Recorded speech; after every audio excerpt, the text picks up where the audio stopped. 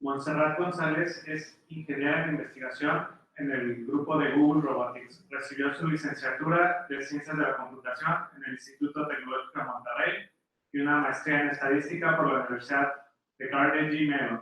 En 2014 se unió al grupo de Google Speech para trabajar durante el modelado de idiomas. Durante su tiempo en este grupo se centró en el desarrollo de técnicas de interpolación bayesiana para modelos de idiomas grandes de múltiples dominios, así como redes de memoria.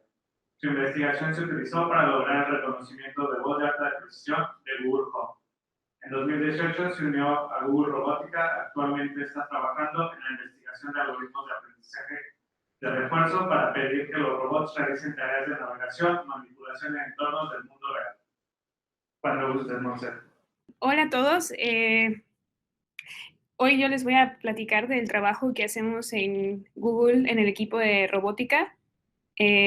Más bien, yo creo que hay muchos. Esta plática se me hace muy interesante, no solo porque es el equipo y el proyecto en el que yo trabajo, sino porque alrededor del tema de robótica hay muchos mitos y retos, y hay también muchas promesas y resultados que se han dado como resultado de las nuevas técnicas de reinforcement learning y de inteligencia artificial en el mundo real con robots. Y para darles una introducción, yo nací en Puebla, en México, crecí en Veracruz. Actualmente soy ingeniera en investigación en el equipo de robótica, donde utilizamos las técnicas de inteligencia artificial, pero específicamente Deep Reinforcement Learning, que voy a explicar más sobre qué es eso, para que los robots puedan aprender a manipular objetos y navegar dentro de un edificio por sí mismos. Los robots han sido utilizados desde hace mucho tiempo, sobre todo en la industria, como aquí podemos ver para asemblar autos. La diferencia entre este tipo de robots y la nueva generación de robots que estamos tratando de generar es que estos robots solamente pueden funcionar en ambientes completamente estructurados y bajo supervisión.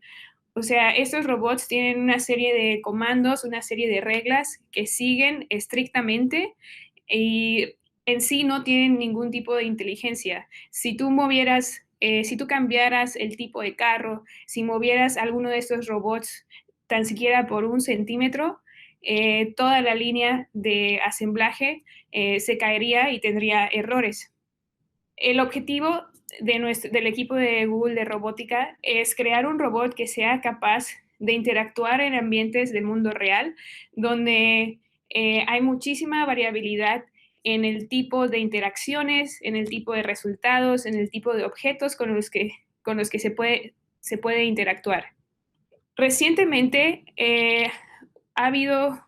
hubo un boom en los resultados que se están obteniendo en Machine Learning, y esto se debe al trabajo de DeepMind, un grupo también de inteligencia artificial de Google, en donde lo que hicieron es usar una técnica que se llama Reinforcement Learning, que no es nueva, apareció ya hace décadas, pero lo que hicieron ellos es juntar esta técnica donde el objetivo es aprender a través de decisiones secuenciales, donde en lugar de tener una etiqueta, como por ejemplo yo creo que Benjamín explicaba que para aprender a clasificar imágenes, das una imagen y te dan una etiqueta. En Reinforcement Learning, el Reinforcement Learning se ocupa como por ejemplo para aprender a manipular un objeto, donde mueves el brazo paso a paso y a cada paso tomas una decisión. Lo mueves hacia acá, lo mueves hacia enfrente, hacia abajo, y al final decides tomar el objeto. Esa secuencia realmente no tiene ninguna etiqueta hasta el final, que se da un reward, donde tú dices, sí, fue un tomaste el objeto correctamente, sí o no.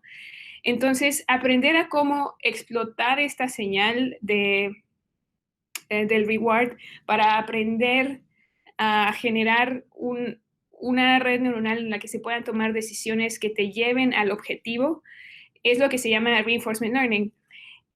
El breakthrough que hubo fue combinar esta técnica con redes neuronales gigantescas, que es lo que se le llama deep learning, para crear una red neuronal que automáticamente aprendiera a tomar esta serie de decisiones para llegar a un objetivo.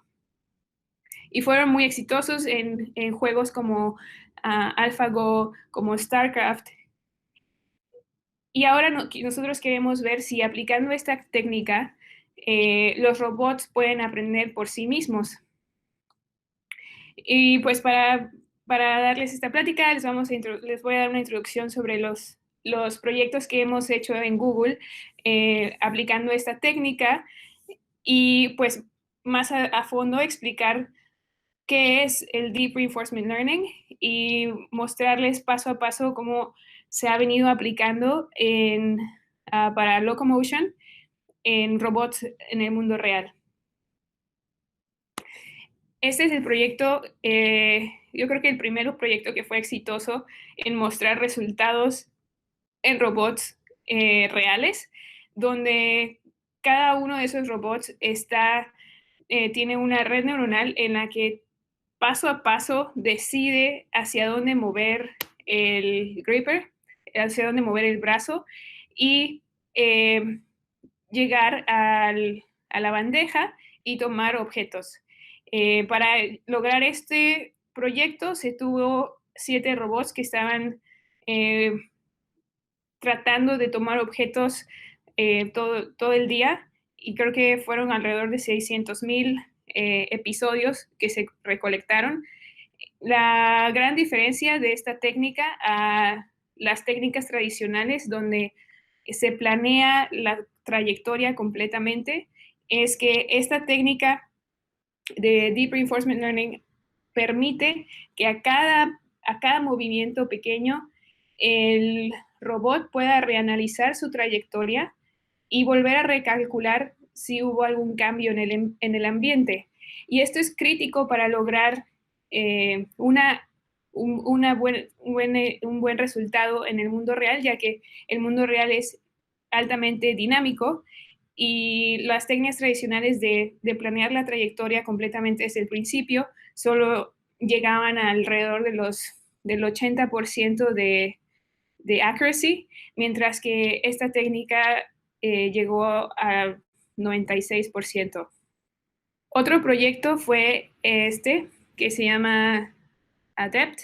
También ha salido recientemente en el New York Times, donde el robot aprende a lanzar objetos y el otro aprende a atraparlos. Y de nuevo, esta es la razón por la que, o sea, si tú trataras de modelar este problema como un problema de clasificación, sería muy difícil y muy propenso a errores porque el ambiente es tan variado que sería muy difícil generar los suficientes datos que cubran todo el espacio. Pero con Deep Reinforcement Learning es muy fácil. Tú nada más le dices al robot que se mueva, que intente lanzar los objetos y al otro le dices que trate de mover la bandeja y cada vez que atrape un objeto y al otro cada vez que lance el objeto correctamente, les das un reward de 1 o 0 o dependiendo y a través de esto ir modelando qué tipo de comportamientos, qué tipo de acciones son las que llevan al objetivo final. Este es otro proyecto donde se trata de balancear esas pelotas que tienen diferente peso y entre más tiempo estén en balance y moviendo es el reward. Y este es el que vamos a ver más a detalle, que es un Minotaur que aprende a caminar por sí mismo. Y este es el proyecto de navegación, donde el objetivo es aprender a navegar de un punto A a un punto B en ambientes sin estructura, donde solamente se le dice al robot a cada paso qué tanto avanzar, la dirección, la velocidad, y el robot debe aprender a no, para empezar, entender qué es un sillón, a no chocar con objetos y a llegar a su punto final. Entonces, ¿cómo se aplican? Para empezar, ¿qué es Deep Reinforcement Learning? El problema que trata de resolver Deep Reinforcement Learning es existe un ambiente y existe un agente un agente que está interactuando en ese ambiente para lograr un objetivo. Y ese objetivo se va a lograr a través de una secuencia de acciones. Entonces, a cada paso, el agente observa el ambiente y en base a esa observación decide qué acción es la más óptima para poder llegar a ese objetivo.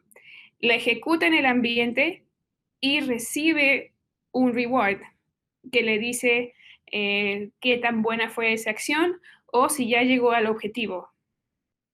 Y así sucesivamente. Se ejecuta la acción en el ambiente y se recibe otra observación para así completar la secuencia hasta llegar al reward final, donde se completa el objetivo o se falla por completo. Por ejemplo, para aprender a caminar, como en el Minitor, en el ejemplo de Minitor, primero, la observación consiste en la orientación de la base, en los ángulos de los joints y las imágenes de la cámara. La acción simplemente es el torque del motor. Y el reward es qué tan rápido puedes llegar a caminar, menos la energía que estás consumiendo. Y el agente por dentro tiene una red neuronal que recibe una imagen como la observación y predice una acción. Pero ¿cómo aprende este agente? ¿Cómo aprende a modelar con esa red neuronal? El algoritmo se llama Q-Learning y lo que estamos tratando de modelar con Q-Learning es hacer que la red prediga la acción. A la red tú le das como entrada la observación y trata de predecir qué acciones tienen la mayor expectativa de tener un reward más alto. Generalmente para el algoritmo de Q-Learning se da como entrada la observación y una acción y se trata de predecir la expectativa de los rewards que se obtendrán en el futuro. O sea, qué tan buena es esa acción dada la observación actual. Y pues en dos palabras, los algoritmos de Reinforcement Learning tratan de explorar y de explotar. Tratan de explorar ejecutando las reglas que han aprendido, la red, los modelos que tienen, le agregan un poco de randomness, un poco de más ruido a las acciones para poder explorar un espacio más grande del que han aprendido actualmente. Y una vez que logran algo que es bueno, un resultado bueno, una vez que llegan a su objetivo, tan solo una vez, tratar de explotar ese comportamiento ya aprendido para lograr completar el objetivo en el futuro. Y pues el caso de estudio que vamos a ver hoy es el de Locomotion. Y Locomotion se puede utilizar en distintos ambientes y hay distintos robots ya en el mercado que están tratando de ejecutar esta tarea de caminar. Y esto es esa es la gran diferencia que hay entre el comportamiento de humanos, de qué tan hábiles somos para caminar y lo mejor que se ha logrado en robots. Como pueden ver, es una distancia muy grande que vamos a tratar de resolver. Uno de los hardwares más conocidos es el Minitor de Ghost Robotics con 8 grados de libertad, pesa 7 kilos y los actuadores son motores con torque, sensores y tiene un procesador NVIDIA. El otro es Lycago de Unitree, 12 grados de libertad. Este también lo hemos usado. Pesa 30 kilogramos. Tiene más sensores. Tiene mejores actuadores. Y también tiene un procesador NVIDIA. Como pueden ver, esto de hardware en el mundo real es muy pesado y es difícil de manipular. Y entonces, para empezar a aprender y a evaluar nuestros algoritmos, primero tratamos de aprender la tarea en simulación. Y esto es una práctica muy común en Deep Reinforcement Learning y hay muchos ambientes y muchos simuladores y benchmarks para aprender tareas de Deep Reinforcement Learning y poder evaluar rápidamente los algoritmos que queremos probar. Por ejemplo, está este de DeepMind, DeepMind Control Suite. También está Muyoko y también está este simulador que se llama Bullet, que es el que usamos. Este simulador se construyó dentro de Google porque hasta ahora los simuladores no han sido tan buenos para modelar la física de cómo funcionan los torques y cómo funcionan los sensores en un robot real. Y entonces aprendemos la simulación en simulación a que el robot pueda caminar, probamos nuestro algoritmo y después lo pasamos al robot real y lo evaluamos.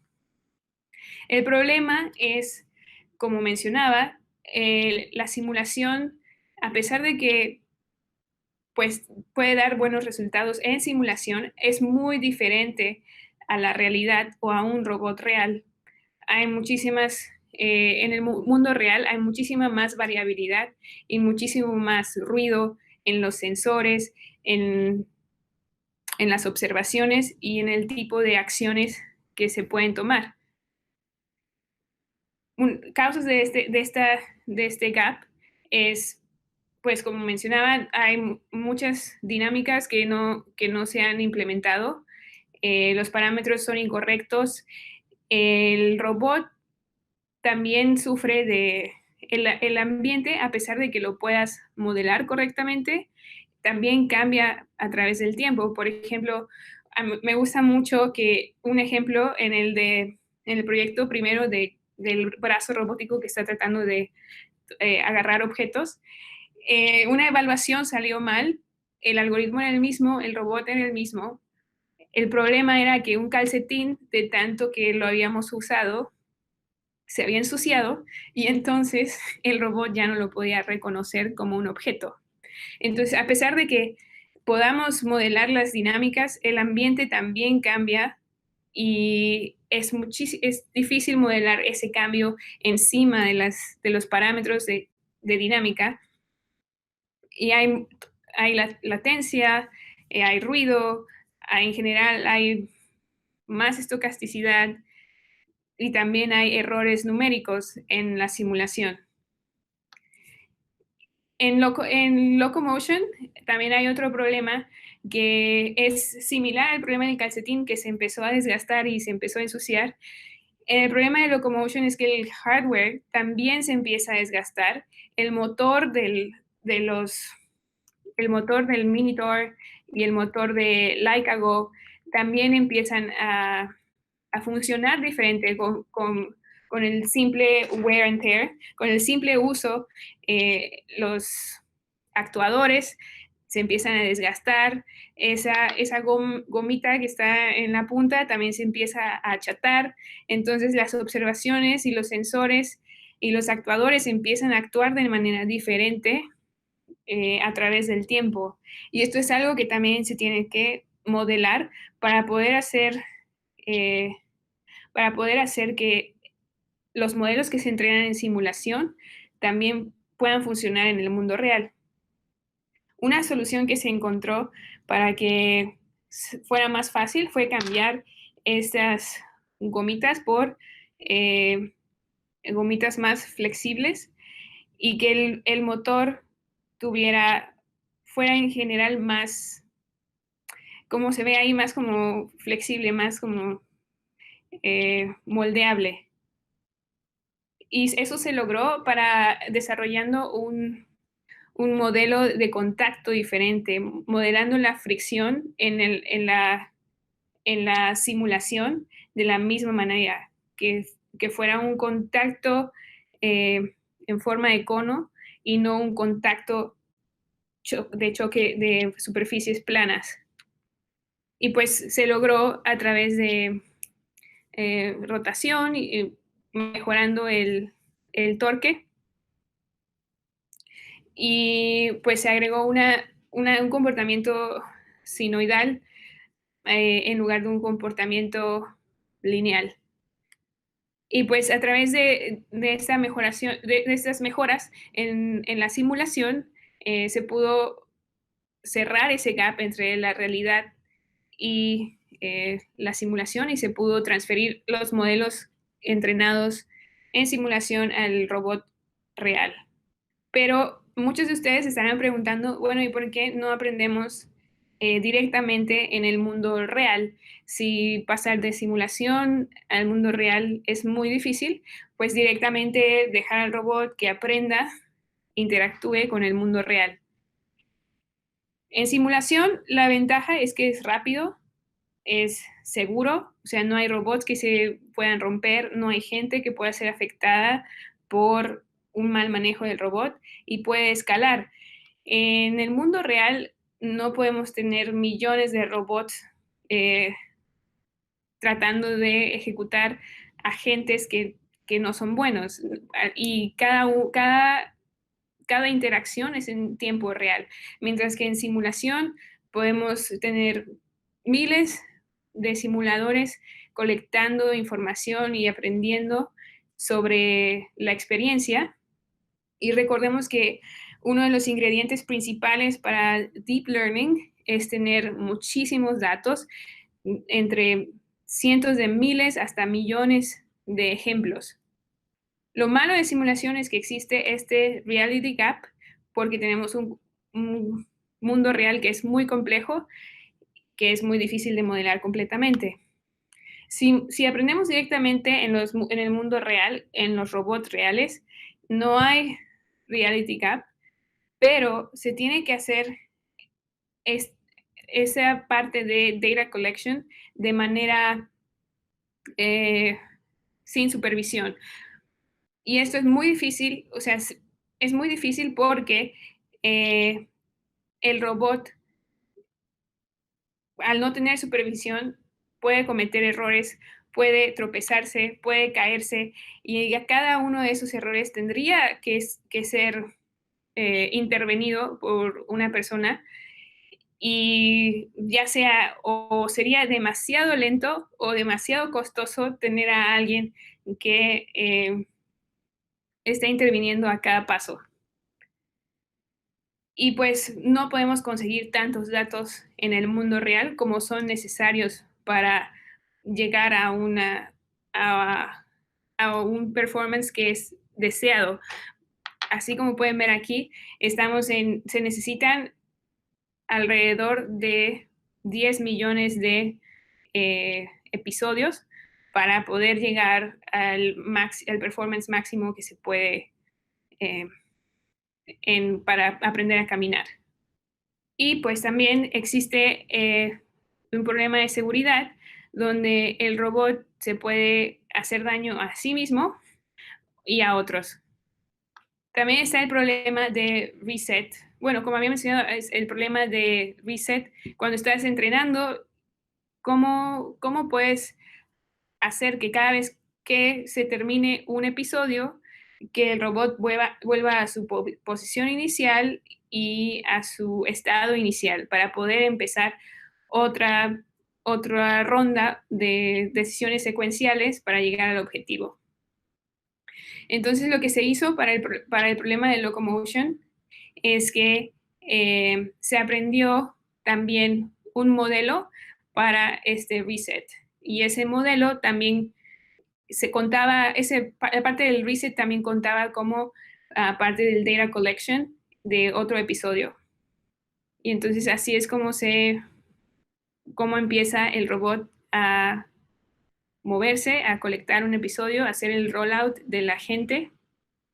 Y cuando termina, va adelante hacia atrás. Bueno, cuando termina, aprende a regresar a su lugar inicial. Bueno, ahí lo pudieron ver.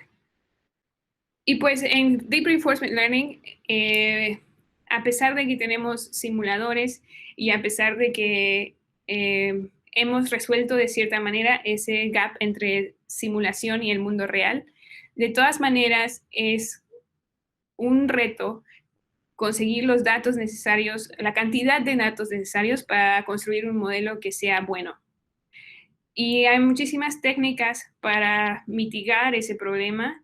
Una de ellas es Model-Based Learning, donde se llama Model-Based porque tratamos de construir un modelo del mundo directamente. Y ese es esa parte de aquí que se llama el modelo dinámico.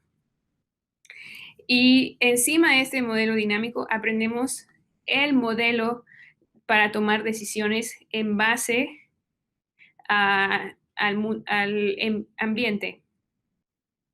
Y el modelo que toma decisiones básicamente trata de buscar la trayectoria que maximice, que minimice el loss function de acuerdo al modelo dinámico.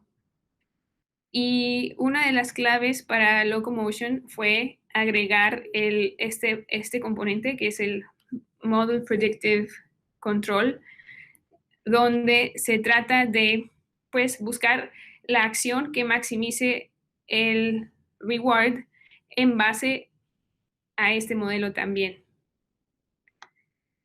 Y ese es el que se utiliza para data collection. En Deep Reinforcement Learning hay dos partes.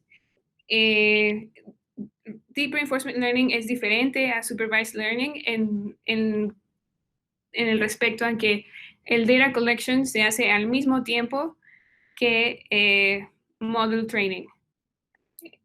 Bueno, no en todos los algoritmos, pero en general, esta es la base de Deep Reinforcement Learning y por eso es que es un reto colectar los datos al mismo tiempo que se está entrenando el modelo. Y se desarrolló este componente para poder hacer un data collection que fuera eficiente. Entonces, este es el resultado final después de 36 episodios, que realmente es muy, muy poco. Ya muestra un comportamiento bastante efectivo y puede también reaccionar a diferentes superficies y diferentes dinámicas como la tabla que va cruzando y poder mantener el balance. Y también puede generalizar a diferentes ambientes como la tabla o ir hacia adelante o hacia atrás. Otro problema en Deep Reinforcement Learning en robótica es la seguridad.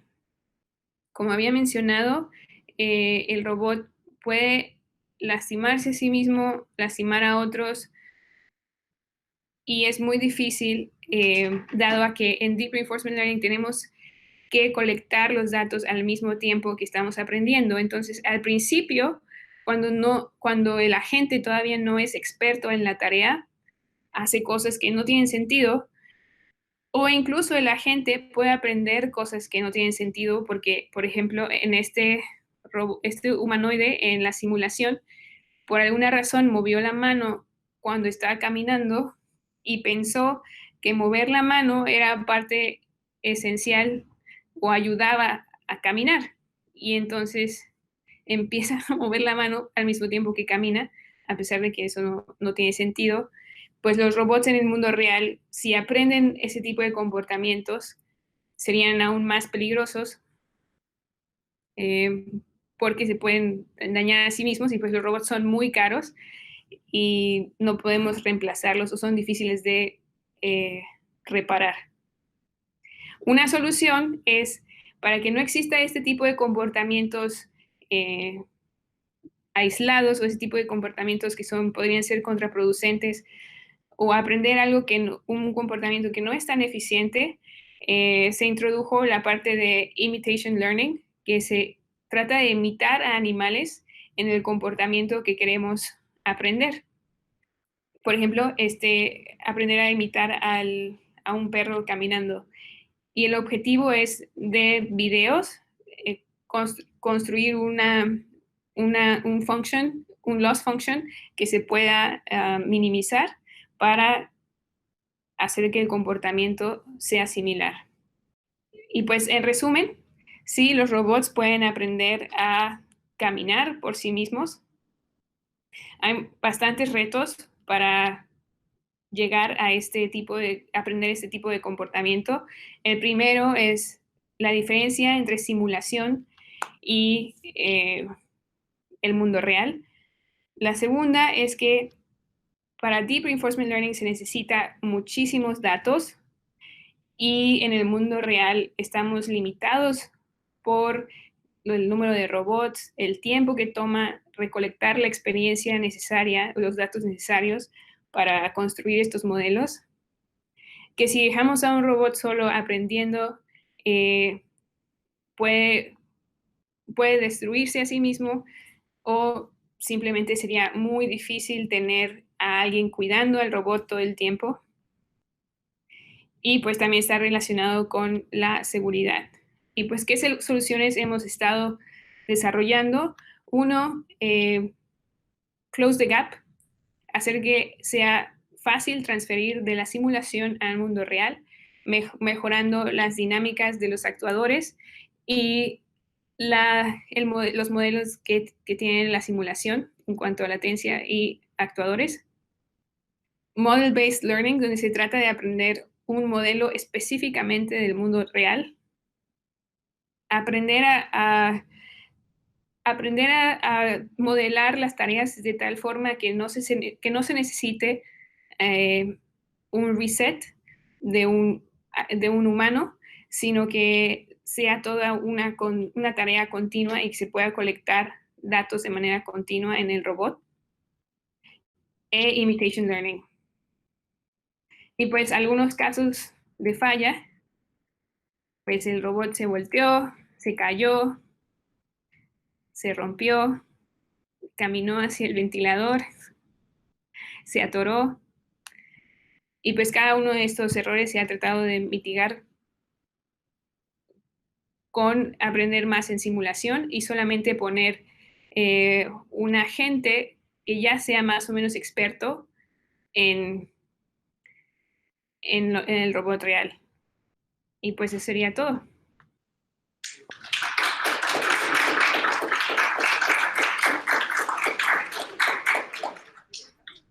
Muchas gracias. Perfecto, muchas gracias, Monse. Ahora vamos a pasar a un par de preguntas y respuestas. Sí, claro.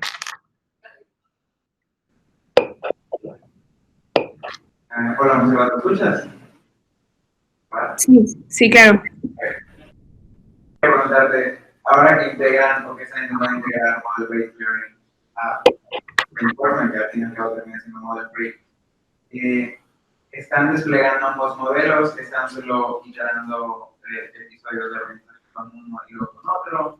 Y si están desplegando ambos modelos para aprendizaje, ¿de qué forma están integrándolos? ¿Están como de manera jerárquica, uno dependiendo del otro en una jerarquía distinta, o están como ejecutando Model-Based y Model Free en simultáneo, en el mismo nivel? Está un poco hay bastante ruido. No entendí bien la pregunta, pero déjame repetirla para ver si entendí bien. Estás preguntando que cómo estamos entrenando los modelos, si de manera jerárquica o model free. Sí, mi pregunta era más como que ustedes parten de Model Free Learning, que es reinforcement. Ahora que están intentando integrar Model Based para solucionar, bueno, todos los problemas propios de la posibilidad de entrenar en el mundo real, quería saber cómo desplegaban ambos modelos, tanto Free como Based, si estaban como desplegándolos de forma jerárquica, uno dependiendo del otro, o si los estaban desplegando pues en sintonía y en paralelo. Ah, ok. Pues la parte de Model Based se hizo en paralelo con el Model Free.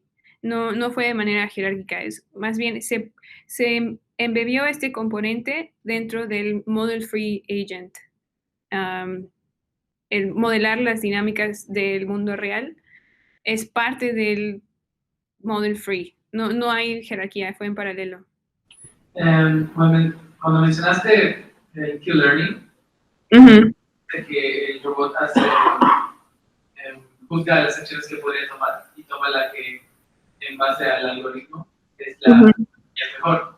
Pregunta si puede ver eso, ver todas las economías posibles o hace un rango de posibles opciones que puede tomar y en base a que elige cuál es la mejor, la que le podría dar más puntuación. Disculpa, ¿cuál es la pregunta?